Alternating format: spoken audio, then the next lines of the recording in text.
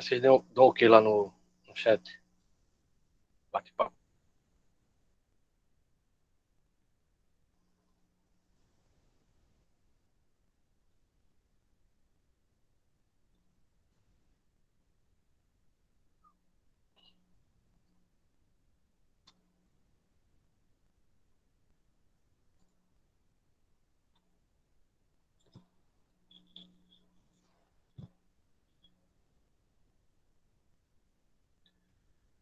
Bem, pessoal, vamos começar então. Né? Hoje a gente vai ver especificamente a sociedade asteca. Né? A gente já começou a trabalhar com essa ocupação da América, né, bem anterior, muito bem anterior, ao que normalmente se trabalhava, que era ver a ocupação americana, né, só a partir da conquista dos europeus. Então, ao longo do tempo, né, com os achados arqueológicos e com o interesse maior, né, por essas sociedades, nós temos um estudo, né, que foi ampliando, foi colocando nos livros de história e, principalmente, foi chamando para si um interesse que antes não tinha. Ou seja, a sociedade azteca só era vista a partir do momento que ela era destruída pelos espanhóis. Não se analisava a sociedade azteca como se ela tivesse bem antes da chegada dos espanhóis. E a sociedade azteca, a gente vai ver aqui, ela é praticamente a última sociedade, a última civilização que sai conquistando as outras que estavam ao seu redor.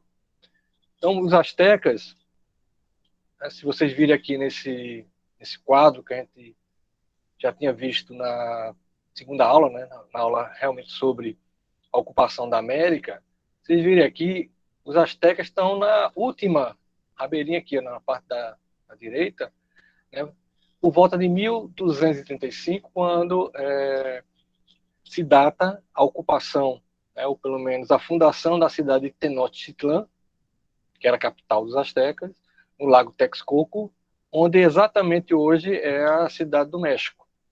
Então, se a gente, né, se notarem aí, as outras sociedades, praticamente, elas foram anteriores às astecas, foram incorporadas, né, foram conquistadas, mas já estavam em franco declínio. Né? Nós temos uma sociedade que praticamente ela se desenvolveu, mas quando os espanhóis chegaram, praticamente não existia mais nada, que foram os maias. E os outros povos, como os apotecas, mixtecas, que foram conquistados, foram englobados por essa expansão dos mexicas, aqueles que vieram, né, do Planalto de Aztlán, que é o norte do México, mais ou menos hoje, onde é a divisa do México com os Estados Unidos. Ou seja, os astecas não se chamavam de astecas, eles chamavam de mexicas. Os outros povos que chamavam ele de astecas como uma coisa meio pejorativa, né, dizendo, olha, eles chegaram depois, né, eles vieram do Planalto de Aztlán. Então aí tem temporalmente como esses povos coabitaram, né, conviveram ou praticamente não se tocaram. Por exemplo, os olmecas, os teotihuacans e os toltecas praticamente estavam na mesma região dos astecas, mas eles não tiveram contato. Os astecas herdaram foi justamente a desagregação dessas civilizações. Já os maias, do ano 1000 a.C. até 1400, eles ocuparam a região da Península do Yucatán. Então, o que nós vamos estudar hoje, no recorte maior, que é a sociedade dos astecas, os maias veremos nas aulas posteriores, que basicamente é o México hoje. O Planalto do México, né, o Estado do México, e parte da chamada Península do Yucatán e o sul do México, que pega o Guatemala, Belize, eu acho que um pedaço da Nicarágua. Então, essa região ela sempre foi densamente povoada. Vimos também na ocupação da América pelo Estreito de Bering, né, pela via costeira, pela via do Oceano Pacífico. Então, essa região, praticamente, ela era um meio caminho do norte. Também, ela, por ser um planalto, ela tinha algumas regiões de terraço e umas regiões que bastante férteis, mas nem sempre férteis. a gente tem a visão de que uma civilização ela nunca pode decair, né? Para uma civilização decair, tem que ter uma hecatombe, né? Cair um foguete, cair alguma coisa. Mas necessariamente não. Uma civilização ela pode, vamos dizer assim, evoluir, ela pode deixar, né, de crescer, se a base dela, que for a alimentação, no caso que a gente está estudando, né, os produtos agrícolas, esses produtos não sejam, assim, a produção não supra a necessidade dos indivíduos, cobre alguma parte para o pagamento a um centro de poder.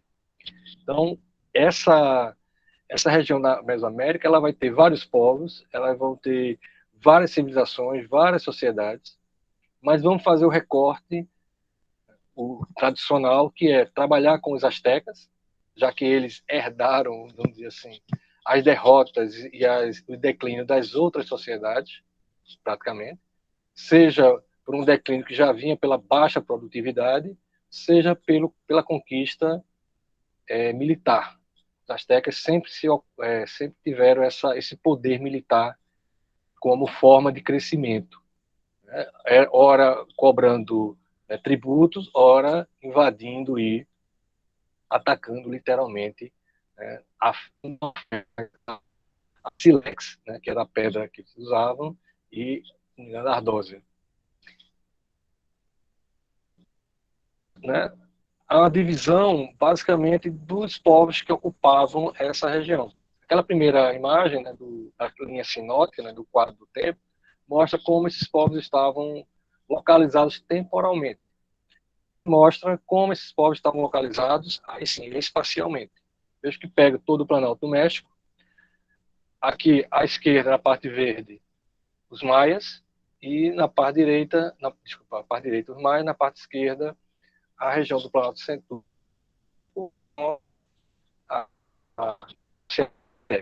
que totonacas, toltecas, teotihuacanos, olmecas, esses povos, essas sociedades, elas ora foram concomitantes no mesmo tempo, ora foram em tempos diferentes, mas sempre havia essa ocupação. Essa região ainda hoje é extremamente ocupada. A cidade do México, que a gente vai basicamente estudar ela hoje, que é a cidade de Tenochtitlan, que era a capital dos astecas, já era uma população extremamente grande, no período antes dos europeus chegarem, e ainda hoje se não me engano, a capital com maior adensamento populacional. Só a cidade do México, se não me engano, tem 30 milhões de habitantes, e isso aí eu estou citando dados um pouco antigos. Provavelmente essa cifra já foi bem maior, foi bem para fora. Então, os astecas, nosso recorte hoje, eles foram povos que chegaram tardiamente ao Planalto, chegaram por volta de 1230, 1235, que é a datação para a cidade de Tenochtitlan. E eles vão, além dessa ocupação militar, eles vão criar um sistema de produção que usava o lago, né, o Lago Texcoco, como principal fonte de irrigação e de produção agrícola. Aí, por que isso é importante? Porque, embora o Planalto, né, fosse fértil, ele é bastante seco às vezes, frio, porque a cidade do México é bastante alta, essa região. E, vez por outra, havia uma seca que uma baixa produtividade nessa produção de trigo, principalmente, trigo e feijão. Os astecas vão não só reorganizar politicamente essa região, mas também vão criar uma cidade, Tenochtitlan, em cima do lago. Aí, como é que faz em cima do lago? Tirando a parte de baixo, a lama de baixo, e colocando em cima em ilhas artificiais. Isso eles conseguiram, né, uma produção que alimentava, só a cidade tinha 300 mil habitantes. Há dados que colocam em 200, dados que vão até 500. Eu coloco em 350 mil habitantes, que já tornava a cidade de Tenochtitlan, estou vendo aqui, ó, bem no meio, a maior cidade, né, em relação, por exemplo, à Europa. A maior cidade europeia era Sevilha, com 150 mil a 200 mil habitantes. Lembrando que Vitória, se não me engano, tem 150 mil habitantes. 100, 150 mil. Então, a cidade do México, a cidade de Tenochtitlan, ela alimentava só a região dela com 300 mil habitantes. E trazendo para hoje, a mitologia, né, da criação, do surgimento dos astecas veio justamente dessa migração, né, para, né, o Lago Texcoco, né, que é a parte central do México, e reza a lenda que quando os astecas chegam, os mexicas, desculpa, mexicas, que é a mesma coisa de astecas, certo? Os mexicas, ou os astecas, chegam na margem do Lago Texcoco. Havia uma lenda de que quando eles vissem uma águia em cima de um cactus e uma serpente no bico, era ali que eles deveriam construir a cidade. A história asteca, a história olmeca, né, essa arqueologia, ela praticamente não existia no México. Ou seja, praticamente não havia essa relação do México pré-colombiano, o México antes da conquista espanhola. O México é parte da conquista espanhola. No século XIX, né, um ditador e meio populista chamado Porfírio Dias, ele vai modernizar o México, ele vai, né, tentar tirar o México de uma relação de ultradependência com os Estados Unidos, e aí ele precisava resgatar um pouco do orgulho mexicano, desse nacionalismo mexicano. E aí o brasão, né, com essa lenda asteca, né, da fundação da cidade de Tenochtitlan, ela faz parte do brasão do México a partir do final do século XIX e início do século XX, quando há um investimento muito grande na arqueologia, nessa busca pelo passado asteca, passado olmeca, né, todos esses povos que habitavam o Planalto do México. Então aí a região, né, que mostra a cidade do México, com essa bolinha vermelha, desde que ela fica praticamente no meio, né, do que seriam os povos do norte e os povos do sul. Essa região de Yucatán é onde os maias vão se desenvolver, mas provavelmente vai haver um choque nessa expansão asteca, não só para o Planalto Central, mas para o sul do México, com a sociedade maia. Veremos nas próximas aulas os maias, né, que quando os espanhóis chegam já havia uma desagregação. Eles não encontraram as cidades-estado tão bem organizadas ou funcionando, vamos usar esse termo, como foi não só encontrado, como destruído, né, na cidade de Tenochtitlan, quando Hernán Cortés, né, sai destruindo tudo. O material que a gente estuda o México, né, ou essa região, né, do Alto México com os astecas, olmecas, esses povos todos, as fontes também são muito precárias, porque quando os espanhóis conquistaram, eles queriam apagar essa memória, né, dos povos que lá estavam. E aí destruíram, sem dó e sem piedade, 90% do material, somente os códices, pessoal, escrito no papel de milho. Então, isso praticamente foi queimado, foi reduzido a nada. Pouco restou, pouco que nós temos, a gente, né, vai remontando essa história do Planalto mexicano. Então, nessa conjuntura, nós temos um povo que veio do norte, né, do Planalto de Aztlán, ocupa a região do Lago Texcoco, por volta de 1235, e a partir daí começa uma expansão militar extremamente bruta e violenta em relação aos outros povos, que, como eu falei, alguns já estavam em franca decadência civilizacional. Os olmecas praticamente não tocaram nem temporalmente nem espacialmente com os astecas. Mas haviam povos que foram sucumbindo a esse poder asteca e praticamente eles vão dominar todo o Planalto Central do México, através da força militar e da cobrança de tributos. Lembrando sempre, a gente está trabalhando com sociedades, né, civilizações, que a gente chama de sociedades tributárias. O que é sociedade tributária? Egito, Mesopotâmia, parte da Índia, parte da China, em tempos diferentes. E na América também não vai ser diferente. Né? Eles eram paralelos, concomitantes, ou, né, praticamente não se tocaram temporalmente ou espacialmente. E na no modelo tributário, o que é que nós temos? Um centro de poder que cobra tributos, né, principalmente tributos in natura, feijão, milho, né, e corvéia, né, ou você cede alguns dos seus filhos, dos seus habitantes, para, né, servir como... O termo seria bem escravo, mas seria um escravo templário, né, um escravo da cidade, não um escravo pessoal, como vamos ter na Grécia e na Roma.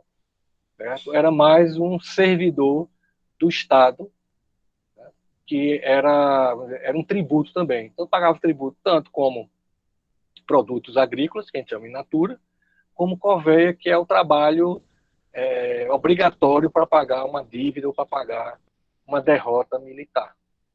Só que não era só para isso. Esses derrotados, né, esses povos que, né, vão sucumbindo ao poder militar asteca, também eram para sacrifícios. Mas não imaginar um sacrifício aleatório. Havia toda uma mitologia nesse sacrifício e servia exatamente para isso. Os astecas diziam, ó, quem manda aqui somos nós, e o nosso poder vem à base da força e da pressão. Está aqui a parte mais específica da região controlada pelos astecas. Né? Essa parte pontilhada é justamente a região dos maias, que iremos ver nas próximas aulas. Essa área, né, mais rosinha aqui, toda ela era ocupada pelos astecas. Então a gente vê que na borda, né, na fronteira do sul, houve esse confronto entre astecas e maias, né, mas os maias já estavam em franca decadência, já estavam, não gosto de usar muito essa palavra decadência, mas em declínio, né, do seu poder agrícola. Quando os espanhóis chegam, né, para conquistar a América, principalmente o Planalto México, os maias não existiam como sociedade, né, como civilização. Era chamado povos da floresta. O pessoal tinha abandonado a cidade. Politicamente, certo? Como é que a gente chama a sociedade asteca? Quando se fala em império, o império ele prescinde, ele precisa de algumas referências. Então, o império você tem que ter uma vasta territorialidade, um centro político que controla, né, militarmente e de tributos. E no império você tem uma unidade religiosa e você tem uma unidade política. Porque a gente não chama, embora a gente chame o chefe, né, asteca de Tlatoani, né, que seria o imperador, mas não chamamos de Império Asteca, justamente por causa disso. Porque havia confederação, a gente chama de Confederação Asteca. Os astecas iam fazendo acordos de acordo com o seu poderio militar e com a resistência da população que era conquistada. Basicamente, a gente tem três processos nessa ocupação. Primeiro, a sociedade reage, né, a essa ocupação, então ela tem que ser dizimada. Segundo, ela metade aceita, a outra metade não aceita. Então, o que é que o povo conquistador faz? Apoia, né, aquela que aceita para destruir a que não aceita. E, por fim, né, há uma confederação, já que eu não posso bater de frente, a gente faz um acordo. Essa ocupação é mais cultural, né, do que realmente militar. Então, a Confederação Asteca era feita por isso. Dependendo da população, dependendo da região, ou era feito um acordo, né, com pagamento de tributos e pagamento de corvéia, né, que é o trabalho, né, como pagamento de alguma coisa, ou é, essa essa unidade ela não realmente ela não existia politicamente. Né? Essa confederação era feita por várias regiões, vamos dizer que seria estados, mas não caberia estado porque eles tinham uma autonomia relativa.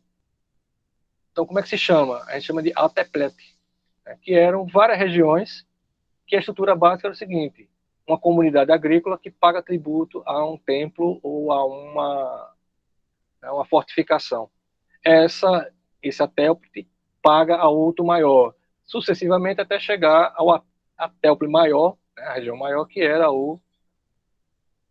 na cidade-estado asteca, que era Tenochtitlan.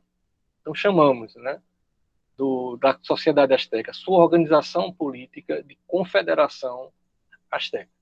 Do mesmo jeito que a gente não chama de Império Maia, nós chamamos de cidades-estado maia. Alguns livros, né, tem um autor famoso que diz que os maias eram os gregos da América Central. Por que os gregos? Porque a sociedade grega não havia um império grego, não havia uma unidade territorial, não havia uma unidade política. A unidade grega era a língua, né, a forma de organização política de cada cidade-estado e cada cidade-estado ser autônoma entre si. Isso caberia muito nos maias. Nos astecas, a gente teria mais essa confederação. Aqui temos a imagem de um desenho feito em 1524, se não me engano, já após a conquista europeia. Lembre-se o seguinte, muito do que nós temos de referência são referências dos povos conquistadores. O que sobrou, né, da informação que a gente tem são poucas coisas, alguns códices, que eu já falei nas aulas anteriores, né, que eram textos compilados, né, o pessoal pegava e registrava um pouco do que se tinha. Mas a tendência foi, desde a conquista espanhola até por volta do final do século XIX, uma sistemática destruição da cultura, da religião, dos registros. A única coisa realmente que manteve um padrão era uma língua comum nessa região, que era o Nahuatl, que é de onde o pessoal, os arqueólogos, começam a fazer uma arqueologia linguística para entender um pouco como é que era essa organização. Então, aí no desenho a gente tem o Lago Texcoco e a cidade de Tenochtitlan praticamente em cima do lago, boiando. E isso tanto servia como uma proteção militar, mas a gente vai ver aqui também foi uma solução agrícola que eles tiveram para usar o lago como irrigação, como base para a produção de alimentos e, acima de tudo, por nada, Lô. E, acima de tudo, quem tiver a curiosidade de ver a Cidade do México de cima, né, ela é toda feita de quadradinho, parece um tabuleiro de xadrez. Isso é uma organização asteca. Não só para facilitar o controle, como também porque essas quadrículas, onde se tem rua hoje, antes era a cidade literalmente foi construída em cima do lago. Por isso que eles dominavam uma numeração, né, os números, corrija se estiver errado, acho que negativos acho que não são naturais, né? E corrija se estiver errado. Que é o positivo e negativo. Por quê?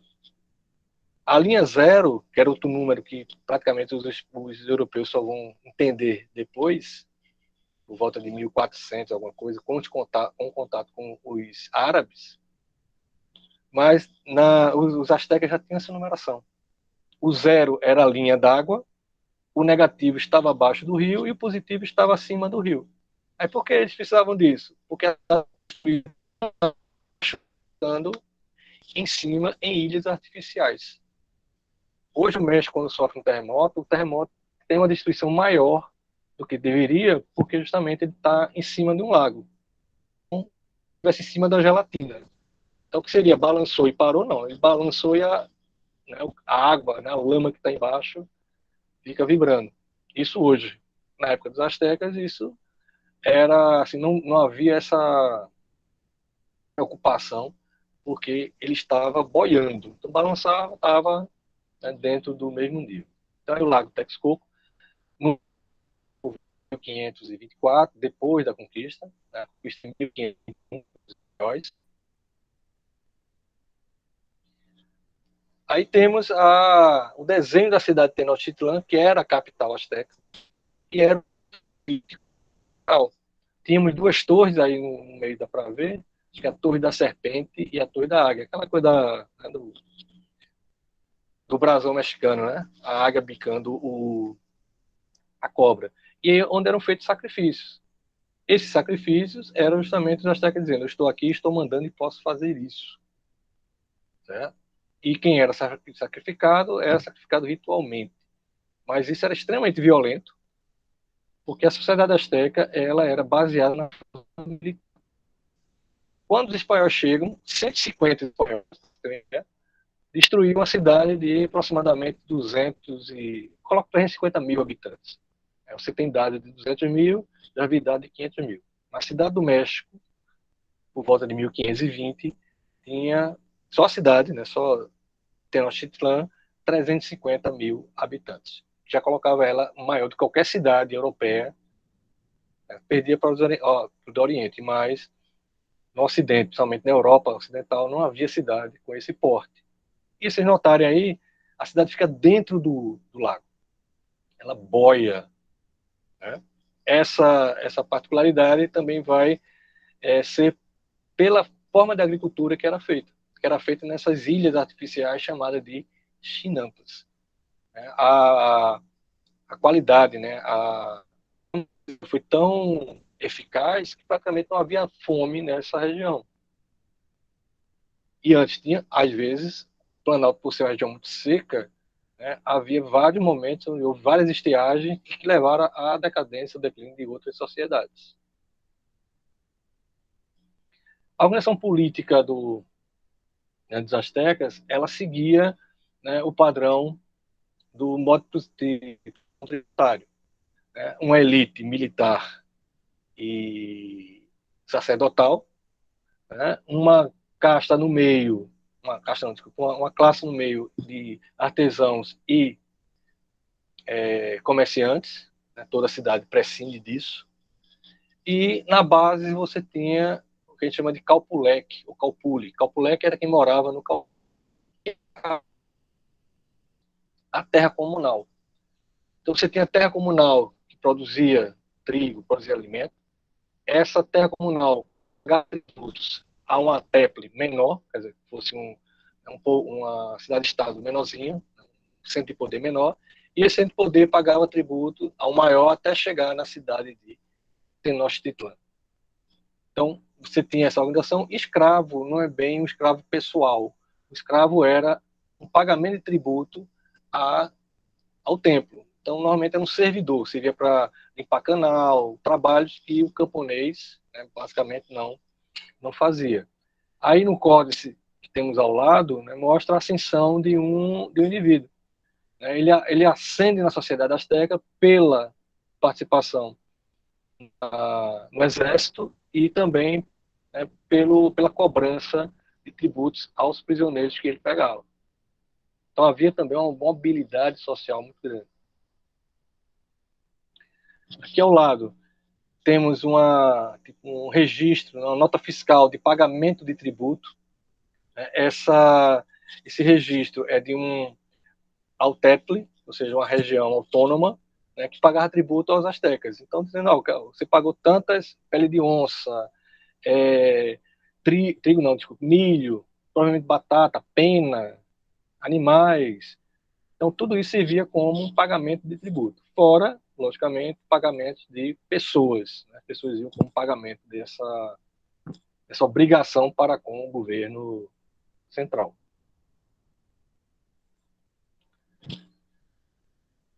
Quais são as bases da sociedade asteca?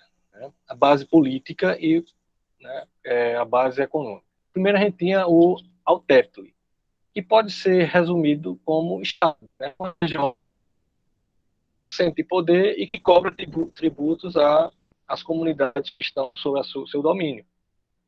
Só que esses até ele podia ser um pequeno até um grande, certo? O maior de todos era Tenochtitlan, aquela que cobrava realmente tributo de todos. Mas havia tipo aquela coisa, um peixe pequeno é comido por um peixe maior, que é comido por outro peixe maior, e vem um tubarão, que era os astecas, que passava o rodo em todos. Então, o Altepli, eles era essa unidade autônoma, mas dentro de uma estrutura de política, a gente chama de, né, de acordos tanto militares como acordos políticos.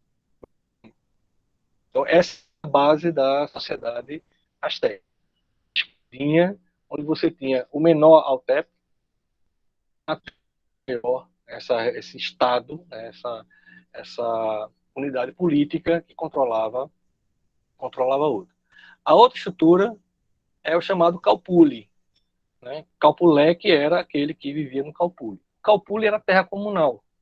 E você estava atrelado a ele, principalmente através da hereditariedade, da comunidade. Né? Você não podia sair de um Calpule para ir para outro. Né? Você pertencia àquilo, um senso de comunidade muito forte. né, onde a terra era comunal, a terra não era privada, pertencia a todos, pertencia ao TEPT, né, pertencia ao Estado, e se pagava um tributo a esse centro de poder. Então, a organização asteca, ela segue o padrão que nós vamos ver agora que vocês viram com o Egito e Mesopotâmia, né, que é o sistema de produção tributário. Um centro de poder que cobra tributos, seja pela força política como pela força religiosa. Embora para essa sociedade não se mistura política e religião. É uma coisa só. Economia também é uma coisa só. Certo? Então, calcule essa unidade. Então, nós temos essas duas bases. O calcule, que era a unidade agrícola, né, a unidade onde se produzia alimentação, né, e se pagava, através disso aí, tinha um excedente, esse excedente era pago como tributo. Se não houvesse excedente, pior ainda, né, porque era tirado a força, e da força, né, criava esse estado bélico dos astecas. E temos, basicamente, a cultura, né, social. Assim, você tem imperador, como falei, né? Imperador é mais um título que nós daqui, né, os ocidentais, damos. Na verdade, era o Tlatoani. Toda Altetli é político e religioso. O maior de todos é o Awei Tlatoani, que era justamente o imperador, né, o chefe político de Tenochtitlan. E a organização econômica, né, ela também está associada à organização política, principalmente pela utilização do que a gente chama de chinampas. O que era chinampas? Aquilo que eu já falei logo no início. Como a cidade do México, né, Tenochtitlan, ela foi construída em cima do lago, eles conseguiram, né, fazer um sistema de irrigação, um sistema de drenagem, um sistema de aumento de terra para a produção de milho, que fez com que não havia fome endêmica, não havia fome durante o período azteca. Foi um período de auge. Quando os espanhóis chegam, os astecas estavam no auge do seu poder. Tinha conquistado todos os povos, tinha feito uma aliança com os povos, e a partir dessa aliança ele começa a expandir, né, para o sul e para o norte do México. Então, a chinampa, aí mostra como é feita, né, tirava-se a terra, né, do leito do rio, né, da parte debaixo do rio, e se construía ilhas artificiais com junco, né, um bambu. E a partir daí a cidade foi sendo montada em cima do lago.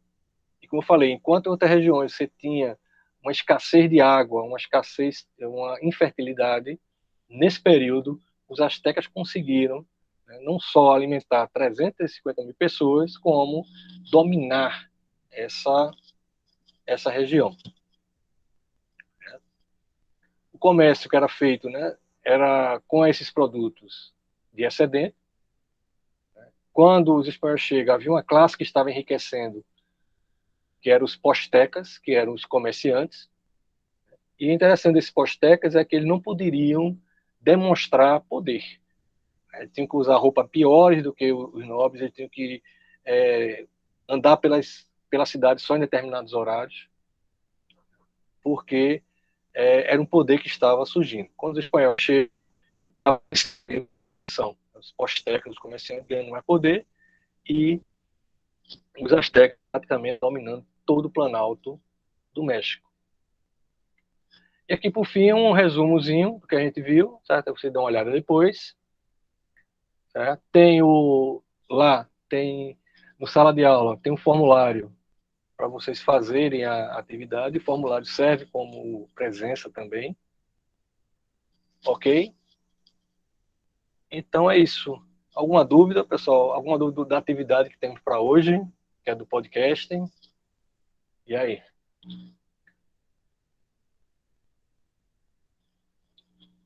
Podemos fechar aqui? É o que, professor? O senhor disse aí de atividade?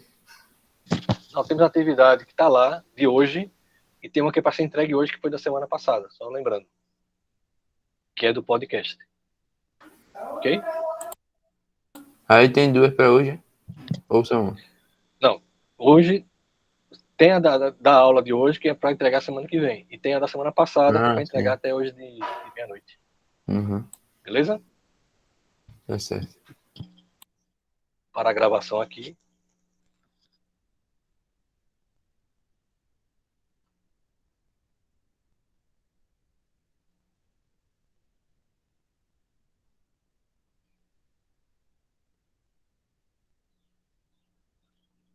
E pessoal, então até semana que vem. Semana que vem tem um material offline, né? Quer dizer, vocês trabalham assincronamente. Sempre façam as atividades do sala de aula, do formulário, porque conta como presença. Ô, professor, Beleza? Oi, fala. é Pode falar. que eu cheguei atrasado porque não tinha visto o link que era o fixo, né? Tinha mandado na sala, mas não tinha visto. Aí, O link é sempre esse, né? Quem se Aham. perder, continua esse daqui. Eu coloquei ele como padrão. Mas, de qualquer forma, toda vez eu boto no sala de aula. Ok? Ah, deu certo. Quem se Desculpa perder. aí. Nada. Tchau, professor. Até mais. Até semana que vem, pessoal. Até de hoje a 15, né? Semana que vem é assíncrono. Beleza? Tá Tchau. certo. Boa semana para vocês. Você também.